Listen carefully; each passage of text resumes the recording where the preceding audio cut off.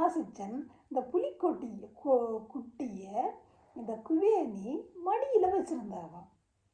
அதனால தான் நான் பிற்காலத்தில் இப்படி வந்ததுன்னு சொல்லி அறிஞ்சன் வாசித்தேன். உண்மையாக இருக்கலாம், பொய்யாகவும் இருக்கலாம், எனக்கு தெரியாது.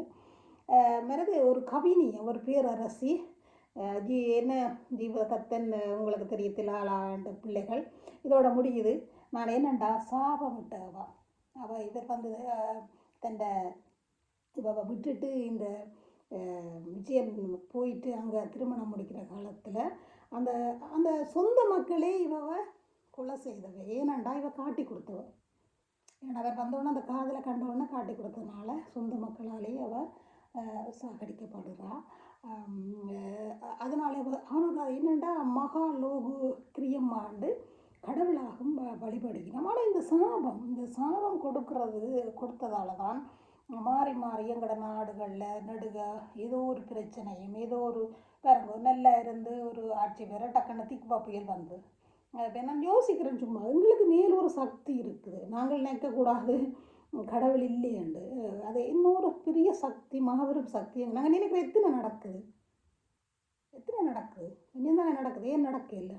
இப்போ என்னதான் விஞ்ஞானிகள் என்னதான் வந்தாலும் அதுக்கு மேலே ஒரு சக்தி இருக்குது. அதனால தான் ரெண்டு சொல்லினோம். இதோட குவேணியின் இது முடியுது. நாங்கள் எல்லா சமயங்கள்லையும் மதம் பிடிச்சி நிற்கிறதுடைய எல்லா சமயங்களையும், அது அல்லாவோ சித்தர்களோ புத்த பெருமானோ இயேசு பற்றியோ நாங்கள் பிரார்த்திக்க வேணும். இந்த பிராயச்சித்தத்துக்கு எங்களோட நாடு வர வேணும். ஏனெண்டா குழந்தைகள், ஆயுதம் தாங்காத குழந்தைகள் பலர் கொல்லப்பட்டார்கள்.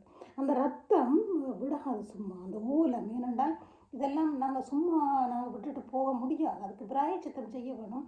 நிறைய ஜபிங்க. இப்போ எங்களுக்கு ஒரு கஷ்டம் பிறகு நாங்கள் நல்லவர்களாக இருந்தாலும் நாங்கள் செய்த பாவம் அல்லது எங்களோட முன்னோர்கள் செய்த பாவம் அதுகளுக்கு பிராயச்சித்தம் கேட்க வேணும்.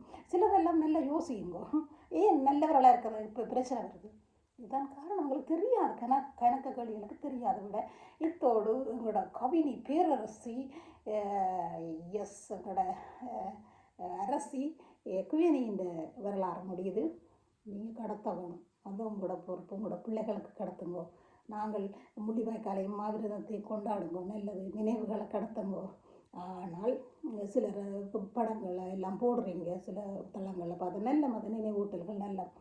ஆனால் செய்ய வேண்டியதையும் செய்ய வேணும். இந்த தளங்கள் வழியே நான் ஆங்கிலத்தில் போடுறேன்னா சில இடங்களில் ChatGPTலேயோ கூகுள்லேயோ சில இடங்களில் இல்லை. நானே பெரிய சண்டை பிடிச்சி இல்லையான்னு சொல்லாத. இதுக்கு நோவும் ஆன்சர் இல்லை, எஸ்ஸும் ஆன்சர் இல்லை, தெரியாதுன்னு சொல்லி அப்படி ஏன்னா நாங்கள் தளங்களில் போட வேணும். அதற்கு அந்த ஒரு பணியை தான் நான் செய்கிறேன். ஏழுமான மட்டும் கை நோவுது, கழுத்து நோவு. என்னை வாழ்த்தி பாராட்டுறேன். உங்களை ஒவ்வொருவரும் அந்த நன்றி. குவேணி முடிந்து விட்டார். இனி என்னோட புதுசுல சந்திப்போம்.